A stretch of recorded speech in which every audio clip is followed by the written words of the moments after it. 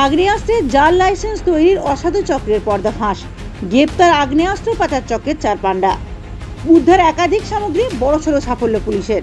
Asansol Durgapur police কমিশনারের DC অভিষেক গুপ্তা শুক্রবার সন্ধ্যায় দুর্গাপুর কোকোবেন থানায় এক সাংবাদিক বৈঠক করে জানান, 19 আগস্ট কোকোবেন থানা এলাকায় একটি অভিযোগ দায়ের হয়।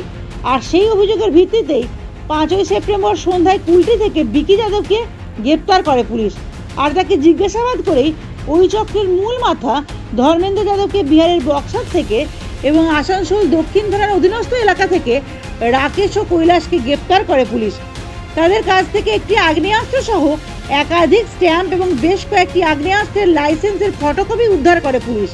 স্ট্যাম্পগুলি ভুয়ো না আসল তা তদন্ত করে দেখছে পুলিশ। শুক্রবার ধৃতদের দুর্গাপুর মহকুমা আদালতে তোলা হলে বিচারক তাদের 7 দিনের পুলিশে হেফাজতের নির্দেশ দেন। ধৃতদের নিজেদের হেফাজতে নিয়ে তদন্ত শুরু করেছে পুলিশ। এই চক্রের সঙ্গে আরও কেউ জড়িত আছে কিনা সে ব্যাপারেও খতিয়ে দেখা হচ্ছে। অনেকগুলো ফেক লাইসেন্সের একটা পুরো গ্যাং অপারেট করছিল।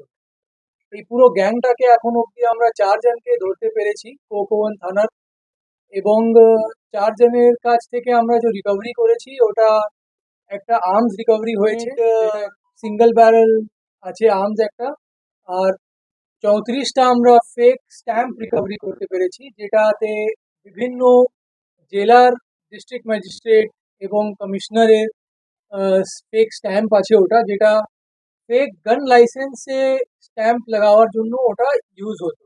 স্ট্যাম্প প্যাড ইউজ হয়েছে, মানে কালিটা আছে, তাহলে সেটা আমরা জানতে পারছি যে এটা অলরেডি ইউজ হয়েছে।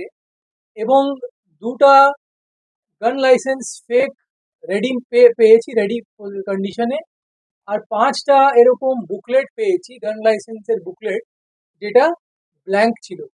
তাহলে এর মানে হচ্ছে যে এরা আরো এটা বিক্রি করার প্ল্যান করছে। 29 জেলার জেলা শাসক ও পুলিশ কমিশনার ও পুলিশ সুপারের স্ট্যাম্প নকল করে বেআইনি লাইসেন্স চক্রের রমরমে কারবারের জবানিকা পতন করল পুলিশ। দুর্গাপুর থেকে অন্তরা সদীর প্রতিবেদন, সমাজ পরিবর্তনের মানুষ।